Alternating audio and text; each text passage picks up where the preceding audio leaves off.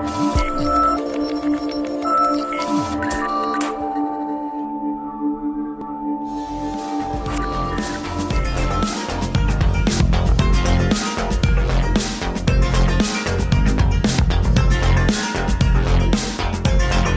is Frank Islam, Chairman and CEO of FY Investment Group, your host of Tonight with Frank Islam. Today we are fortunate to have a guest, Rizwan Saeed Sheikh. He's a DCM from Embassy of Pakistan. We're fortunate to have him. He's a great leader for our community, for this nation, and represents well from Pakistan. Thank you very much for coming. Thank you for having me. Mr. Ambassador and our So tell me a little bit about yourself and what kind of role do you play? And then I want to ask you questions, your role of Embassy in Pakistan. Well, I am a career diplomat from the Foreign Service of Pakistan with almost 2.5 decades of experience. I'm into my 25th year of service. Oh my gosh. So I have been around to a number of stations and postings. Previously, I started with Turkey, then the Pakistan's mission to the United Nations in Geneva. Then I was also outside government for a while as spokesman of the Organization of Islamic Cooperation, the OIC. OIC. Right. So then that was in Jeddah. That was based in Jeddah, but I was a spokesman, so it was mainly a marketing exercise. Sure. Marketing OIC positions to the West and dialogue with the West, etc. And then I find myself here in this position, which is the Deputy Chief of Mission. And you have been here for how long? It's been about 2 years. Oh, well, so you've been here for a while? I have been here for a while. So what's your role at the embassy? Well, in a traditional sense, a conventional sense, DCM is into everything. Basically at the embassy, coordinating all sorts of wings on behalf of the ambassador. In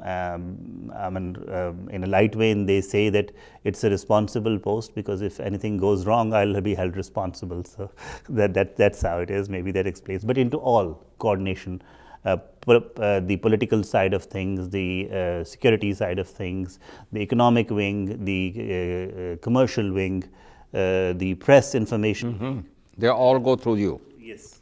So you sort of a chief operating officer to run day-to-day operation for the embassy. In a way, yeah. I'll not dispute that. Yeah. That's the kind of, and I know you have done a great job, and you do continue to engage the Pakistani community over here. So the people who are watching the show, they will say, well, we got a DCM, we got an ambassador. How do you differentiate the roles between the two positions? You explained to me very well what your job, you're chief operating officer. What else do you do that ambassador does not do, but you tend to do that? Or you have responsibility to do that? Well, ambassador at times cannot attend to so many things. Sure. Because Washington, for instance, is a big setup for any country, not only for Pakistan. Most countries have their large setups, large communities here in United States, and there's too much to do. So that's why it is normally like having two ambassadors, one senior, one junior. A senior person to accompany ambassador to the post and perform tasks where ambassador cannot really attend. And as a matter of fact, you're going to United Nations tomorrow, so you'll be talking to the foreign ministers who's coming from Pakistan?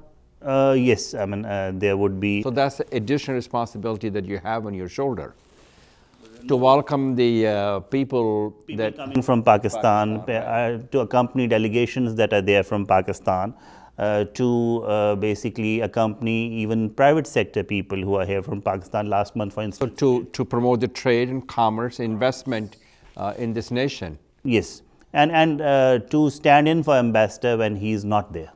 That's also as CDA, they call it, the charge d'affaires, in the absence of ambassador, if he has to go back home for consultations, etc. Then you're there to officiate, to be an ambassador, to represent Pakistan.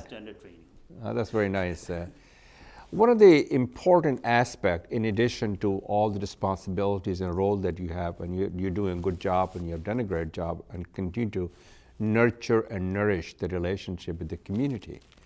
So, and I know you do a lot of events also at your embassy to reach out to the community. So my question to you is, how do you reach out to the community? And not just the Pakistani community, but the community in general, in broader sense, maybe American community as well, and especially the people who come from a socially, economically disadvantaged background from Pakistan. So how do you reach out to them? Well, there are a number of channels available and even being made available to reach out to the communities. As you mentioned, that we have a number of events. Yes, you do.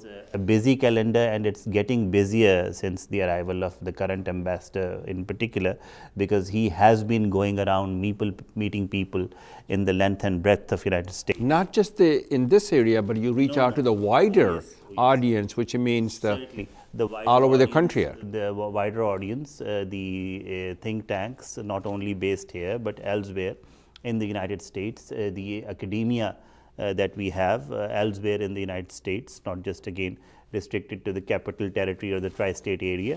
Then we have to be part of a number of economic and commercial activities that takes place between the two countries. For instance, we have a reasonable frequency of business delegations coming from Pakistan, yes, investment, trade, going commerce. to Pakistan, coming from Pakistan, from here. going to both Pakistan. It's both ways. Okay. So you have to be part of that traffic as well. And then there is a deliberate and conscious effort on the part of the embassy to try and reach out to the different segments of Pakistani community, as you have mentioned yourself, that we try and interact through different events. So you could have Eid, you could have also celebration for the Muharram, which is the Shia. Yes. You could also celebration for the Christian people from Christian faith or Hindu faith. So am I correct to assume that you do those? We are having those. We only last week we had a celebration on Eid Miladun Nabi at the embassy. That was for people of certainly Muslim faith. Yes. For the last 2 years since I've been here, we have been regularly providing our venue, that is the embassy premises, for holding Easter and Christmas events to the Pakistani Christian community. Very well. And the next one is due to be held end of this month on 29th of December. So that is where the embassy, engages different segments of Pakistani society and Pakistani diaspora here. Not to be able to interact with them only, but to be able to know their issues and the challenges they have. See how best we can assist Help to them. solve. As you know, the diaspora community plays a very important role in engaging the host countries, and also there could be if you galvanize them, their resources, they could be crucial for you to not only to engage them and engage the American community, and also to help the Pakistan in terms of investment, and also be your ambassador.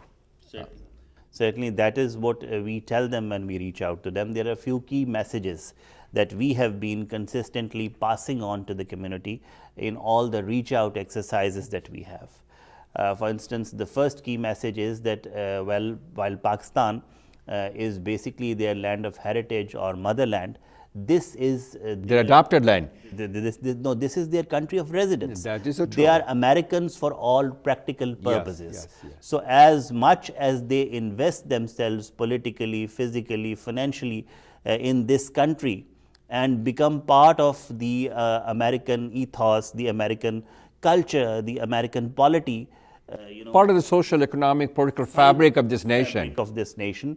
They are going to indirectly improve the image of Pakistan in this country. Very well said. And in a more practical and direct sense, they form the bridge between United States and Pakistan, because through the investment channels, through exchanges of delegations on cultural, political, social issues. All of the above. All of the above. They are going to be the best ambassadors of Pakistan, because we in the Foreign Service have tenures. We come and go. But those are permanently stationed ambassadors here. They will be here. They will be here. So when we come back, we want to talk about, I know you are fond of poetry, so I want to have you decide maybe Allama Iqbal or maybe Faiz Ahmad Faiz, maybe Saeed Rizwan, a couplet if you can. And then I will talk a little bit about, do you have statistics of the Pakistani American community and how do you go out in terms of reaching out?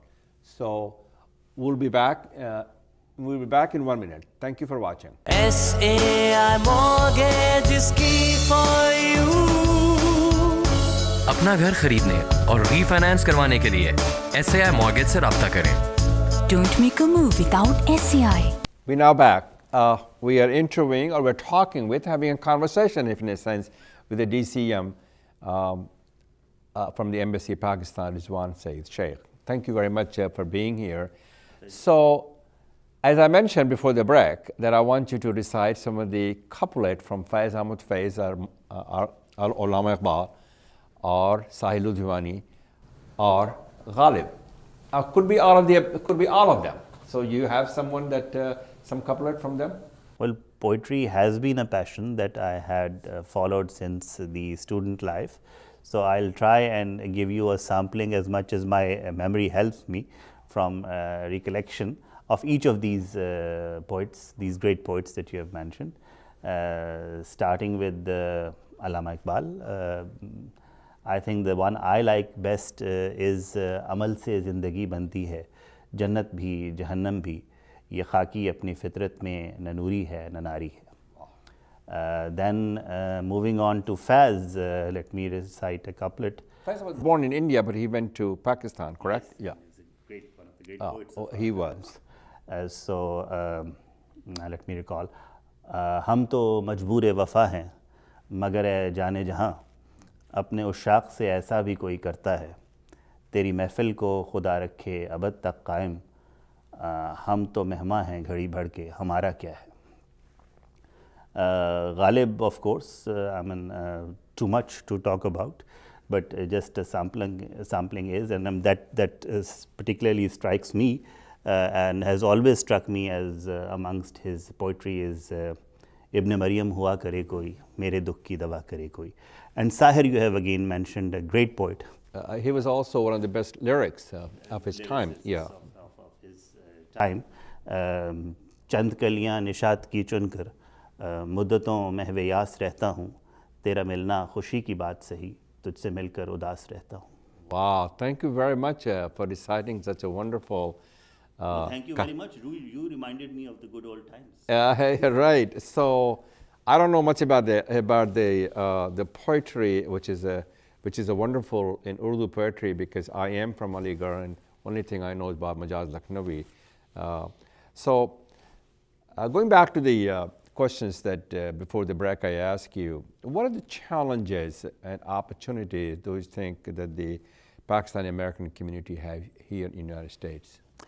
The challenges are multiple. For instance, there used to be a better flow of Pakistanis into America that has subsided over the past 4 to 5 years.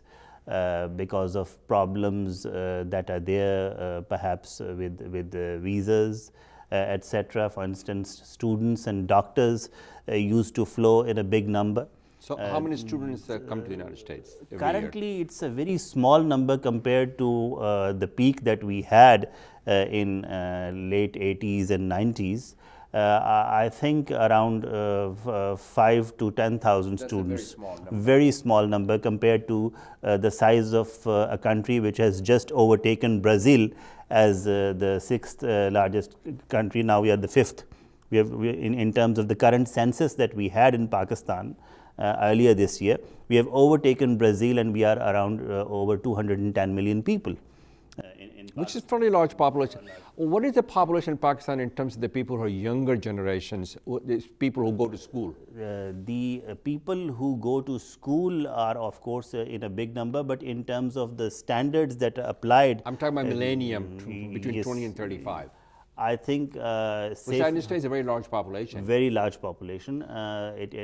In terms of the standard that is generally applied, which is under 30, yes. Over 60% of our population. So we have a youth low. bulge. But even the subset that you have mentioned, I think easily 50% of that would be in They are the that hope bracket. for tomorrow. They are the And it is our responsibility and your responsibility, our responsibility, the people who are watching the show in Pakistani American community, to help them to go to school, to give them financial resources, because if they have the hardship to go to school, and help them to bring to America and creating the next generations of the Pakistani American, and they can all be proud of. So I wanted to shift a little bit of focus to talk about, and there's a lot of talk about in terms of the China-Pakistan economic corridor. As a result of that, there's a little bit of a distant relationship with in India, as well as they may think it's a threat. I do not really know. That's something I want you to shed some light, and with the United States as well. So can you tell us a little bit of what this all about and what it will accomplish, and how is it going to reignite and retransform Pakistan? Well, China-Pakistan Economic Corridor is a major investment, project, the largest in the history of Pakistan, the largest in the history of that region, and perhaps the largest ever, because it continues to grow as we speak. It started with $46 billion. Now we are talking about the project being to the tune of $62 billion. And it is a project of essentially energy infrastructure investment. And then once the corridor is complete, along that corridor there would be economic zones that would be built. So it is essentially a connectivity project connecting the part of China which was underdeveloped through Pakistan to the rest of the world, and in itself also it is a very tiny part of the Belt Road Initiative of China, which encompasses more than that, far more than that. Actually it encompasses like 67 plus countries in its fold. So it is a connectivity project that is likely to induce economic activity and bring economic development and growth from wherever it passes that corridor. And what it passes beside Afghanistan as well as Pakistan? It basically... It comes from China, correct? It comes from China, Kashgar. Right. And then it is kind of a north-south corridor crossing the entire length of Pakistan, and it would be also having branches which would join the corridor from say the east and the west. And then once the energy and the infrastructure projects are completed, which would be sometime next year, there is going to be a lot of economic activity that is going to flow in the region, and a project which brings economic activity, a project which brings well-being cannot be a threat to anyone. It is rather an incentive, an invitation for other people to join rather than... And how did how other countries come and join this corridor? Well, for instance, once even at this stage when it is yet to be completed, the corridor or the infrastructure part of it, we are receiving official offers from countries like UK, Korea, Turkey to become part of the investment that is taking place there. It is already there. And corporate America, for instance, is moving in a big way. Already the infrastructure projects or the energy projects that we have as part of the corridor, energy in particular, most of the engines that are being used in energy projects are GE provided.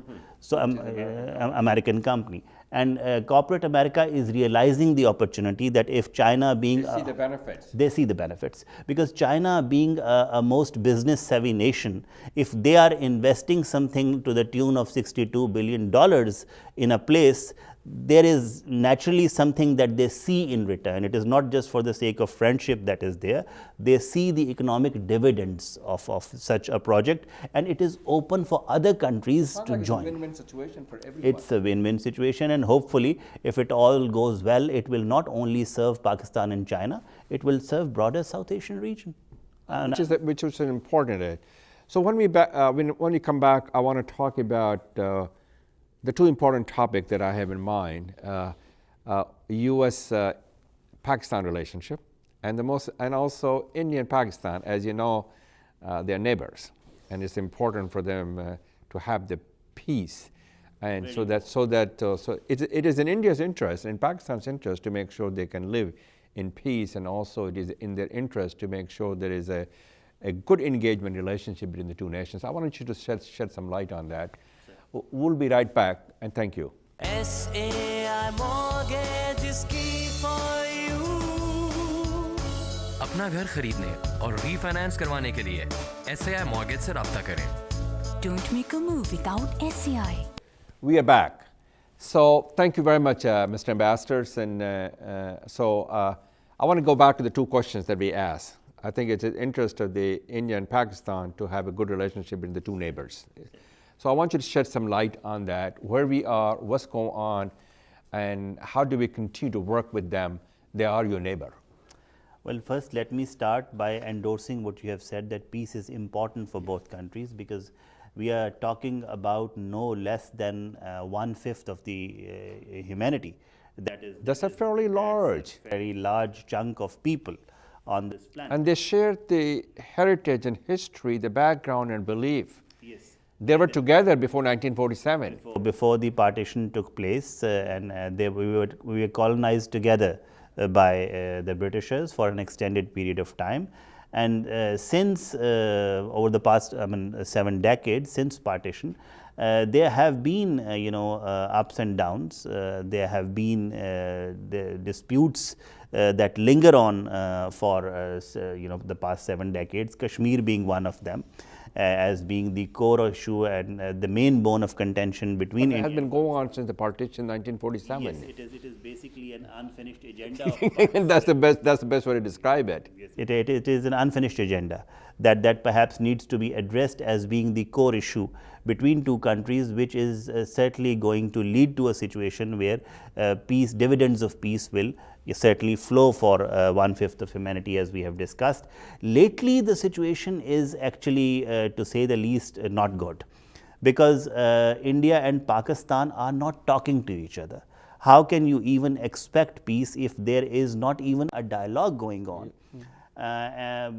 Pakistan has all along been for normalization of relations with India. It has been a stated policy of and a consistent stated policy of a succession of our leaders, presidents, prime ministers at the highest level.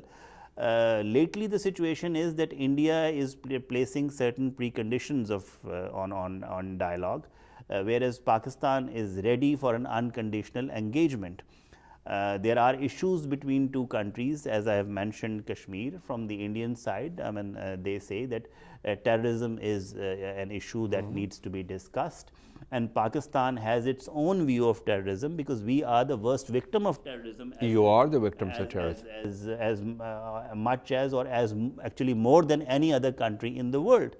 And we also have our own problems with terrorism emanating from the Indian side. We are actually in custody of Kulbhushan Yadav, an Indian serviceman who is there and has all kinds of confessional statements regarding a ring that he was running to destabilize Balochistan in particular, and Karachi and other parts of the country in general. Have to set aside the differences. Certainly, that's what we are saying, and move forward. That's what because it is. That is what I am coming to. That there are problems, some there challenges. There are challenges. There are cribs on both sides, but those do not stand a chance of a solution until the two countries come together, sit across a table, place everything on that table, and start discussing that. Start having a dialogue, discussion, having discourse. a dialogue.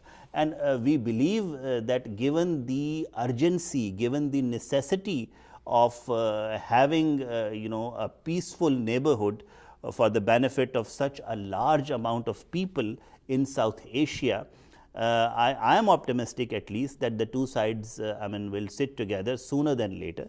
Our Indian friends will see the light of the day.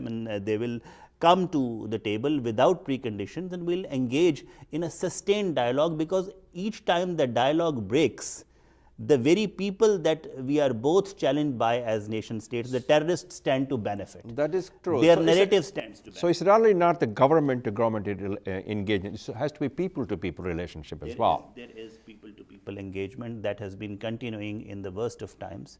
It continues even to date as we speak. There are exchanges of delegations at the level of experts, like jurists, like journalists. There are even associations that have been formed between two countries that continue to perform their activities through exchanges of delegations, etc. They actually have a fairly busy calendar of that sort. But more important, it is for governments to sit together and reach, the formal points of agreement which can usher in an era of prosperity. So you do see a brighter horizon even when you endure a storm. There have been some storms. As a diplomat, as my profession is all about optimism. So let's just talk about the U.S. in Pakistan relationship. I mean, that's a very important part of what you're doing and what you have to do. Where we are in terms of this administration's policy towards Pakistan, and what do you think, where you headed? Well, U.S.-Pakistan relationship again is basically very well entrenched in history. I mean, actually the whole history of Pakistan as an independent nation state, because it started at the outset of our independent existence as Pakistan emerged on the world map. President Truman addressed a letter to the founder of Pakistani nation, Quaid-e-Azam Muhammad Ali Jinnah, and since that we have had ups and downs, but it is actually one of the most resilient relationships, bilateral relationships in the world, because it has actually survived not one, not two, but multiple tests of times. And it has been a bipartisan in a sense, right? It has been whether it's the Republican administrations or the Democrats. Currently, in the current phase of Pak-US bilateral relations, there is a slight downslide. It is, but we have overcome even greater challenges in the past. The important thing is that the two sides realize the importance of this bilateral relationship. We have had recently, since the Trump administration has been in the seat, particularly in the last 4 months or so, starting from the announcement of President Trump's South Asia policy and leading up to the first significant high-level contact between Prime Minister Shahid Khaqan Abbasi and Vice President Mike Pence on the sidelines. I think the meeting just took place not too long ago, right? Yes, 3 months, on the sidelines of the UN General Assembly session in New York. And since then, there have been at least 2 high-level visits from the United States to Pakistan, Secretary Tillerson followed by Secretary Mattis, which was just about 2 weeks back. And there is an incremental trust building that we think is fairly encouraging, and the two sides are understanding each other's perspective better, because the main source of engagement in the relationship is Afghanistan these days. So tell me a little bit about Afghanistan. Do you think Afghanistan and India is tilting towards each other rather than and bypassing Pakistan? But Afghanistan needs Pakistan in order to build the peace in that part of the region. Afghanistan and Pakistan are basically neighbors. Of course. And you cannot ignore the significance, the importance of neighbors anywhere in the world. And Pakistan has suffered greatly because of instability, extended instability in Afghanistan over the past 4 decades. Each time there is instability, it flows through a fairly long porous border into Pakistan. The important thing is that both Pakistan and Afghanistan and the leadership of the two countries realize that there is no wishing away, of its neighbors, but we need to build the trust that would not only guarantee a structured, constructive engagement to overcome the differences that we may have on different issues of engagement that form part of the bilateral relationship of the two countries, but also to, without wasting much time, sit together and try and address those issues one by one, the issues of border management that we have, the issues of refugees that Pakistan has hosted over the past 4 decades. I think this is the longest stay of any refugee population in the history of the world, at least the known history of the world. Pakistan is not a rich country, but we have been bearing the brunt of that. The brunt and the burden of that, that speaks of the hospitality that forms part of our culture. I mean, they are our brethren as people. We have centuries of living together, so we are honoring that history as a nation, and will continue to honor that. But these are also becoming issues that have to be addressed sooner than later between the two countries. And Pak-US relationship, in Pak-US relationship, as you mentioned earlier, Afghanistan is one issue where we have differences, but there is a commonality, identity of views on a multifaceted set of issues. The relationship is multifaceted. There is agreement on both sides in principle to continue to let it expand into other areas. Commerce and trade and economic interests, for instance, form a real important part of it, and that has been clearly expressed by the recent visitors to Pakistan, Secretary Tillerson and Secretary Mattis in particular, that we want to expand the scope of the relationship and have it on a more concrete, stronger footing. And no better, no concrete, no stronger footing for any bilateral relationship than having commercial and economic ties and linkages. So there is a big focus there. The last highest summit level exchange that we had between two countries was between our former Prime Minister Nawaz Sharif and President Obama in the previous administration, and the joint communique that came out of that meeting clearly spelled out the need for people to people contact, which basically as I mentioned, that economic linkages is an important exponent of it. So enhancing people to people linkages to forge a multifaceted relationship that is going to continue to the benefit of people of both countries. And there Pakistani diaspora plays a very important role. There's no question. As we have discussed. So thank you very much, and we'll be right back. SAI mortgage is key for you. अपना घर खरीदने और refinance करवाने के लिए SAI Mortgage से राब्ता करें. Don't make So we are back. We're having a wonderful conversation with the DCM, Rizwan, Saeed, Sheikh. Thank you very much again for your wonderful thoughts, and very constructive and very thoughtful. So as an Indian American, I feel strongly that there is a need for the Pakistani diaspora community to engage, because Indian diaspora has done a good job in engaging not only the community, but engaging the political part of that, which is Senate and the House and the administrations, and the U.S. deal, U.S.-India nuclear deal was the best example. So my question to you is, what's your thought on this, and can you tell the audience, the Pakistani American which are listening to you, is what can they do to help you to do your job? Well, Pakistani American diaspora, Pakistani American community is, according to even the most conservative estimates, 1.5 million plus That's a in strength. fairly large. That's a pretty large community to have, and we as the Embassy of Pakistan consider them an asset.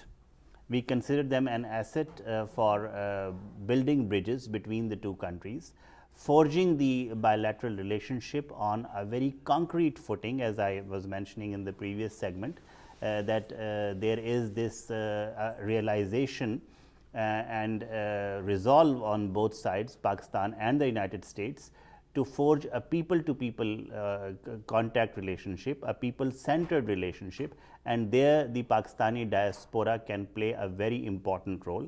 My message in particular is for the youth segment of Pakistani American community, because the first generation people, they have played their innings more or less in the United States.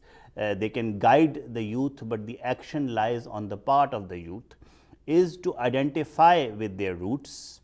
I remember in the last elections in the United States, Bernie Sanders was a candidate that was identified with his Polish roots, despite the fact that his descendants had migrated from Poland over 200 years ago. So America is a melting pot of cultures and different nationalities from all around the world, and it is good to have a collective voice for those nationalities and retain their independent identities while being a part of the American culture. My message to the youth is, please take part in American polity, in American economy. Invest yourselves fully into the culture, the social, economic moorings of this society, because by doing that, you will not only be improving the image of Pakistan, but you will be able to be in a position where you can play a more constructive, a more meaningful role in building bridges between the two countries that we have already cited. And most important in this regard is to have a political role in your communities, engage with your congressmen, engage with your senators, and discuss issues of significance in the bilateral relationship of the two countries. That would in itself be the most concrete underwriting of a strong, sustained bilateral relationship between Pakistan and the United States. Very well said, Mr. Ambassador. You mentioned about the immigrations. We are a nation of immigrants, and Bernie Sanders is a good example. President Kennedy said it very well when he wrote a book called A Nation of Immigrants. We are a nation of immigrants. We came from somewhere else. And the immigrations and immigrants are the natural resources for this nation, and they allow us to explore the new frontier and keeping the hope alive. They're very well said. So my question to you is to the people who are business people. There are a lot of Pakistani American in this country. They're fairly well off. They're wealthy. So my question to you: they're entrepreneurs, they're business people, they're doctors, they're engineers, and they are top notch. They have served our community, our country very, very well. What is the message to them to invest in Pakistan and to make sure to help the people in Pakistan, not just education, but creating the next generation of entrepreneurs, leaders, innovators, and creators? Well, there are some Pakistani organizations of Pakistani diaspora in the length and breadth of United States that are already working in this area. But there is a lot that can be done and that needs to be done by Pakistani businessmen, Pakistani entrepreneurs, Pakistani professionals that are there, lawyers, doctors, etc., to help a collective identity of Pakistani community in the United States and help form a collective voice of Pakistani community in the United States. Most importantly, it is going to serve the subsequent generations of Pakistani in the United States as well as people back home in Pakistan. In the areas like education, there is the Citizens Foundation that is playing a major role in expanding the scope of education in Pakistan. There are Pakistani doctors which keep going back home. They are having even next week a major convention in Pakistan which is going to look at the avenues of further engagement between two countries in this important area. There is an organization of Pakistani entrepreneurs in North America, Open it is called, right, which is doing great. They have actually 11 chapters in the length and breadth of United States, and they are bringing people on different fora, not only to exchange experiences but to even explore opportunities, as we have talked about, in how to further strengthen the bonds of economic, commercial and social linkages between the people of the two countries. But the size of this diaspora is so large that there is still a gap between what has been achieved and the potential that exists. So they can have a strong impact, influence in building not only the United States but also helping build Pakistan, and I think you said it very well. Certainly, and now that Pakistan is ready for takeoff with CPAC being completed next year, and there is an international attention, as I mentioned, other countries in the world are officially requesting to form part of investment and trade opportunities that Pakistan offers. I think it is the right time for the Pakistani American diaspora also to jump in, take advantage of the situation. Recently, USAID is engaged in an exercise of mapping Pakistani diaspora, the well-to-do people in Pakistani diaspora across the United States.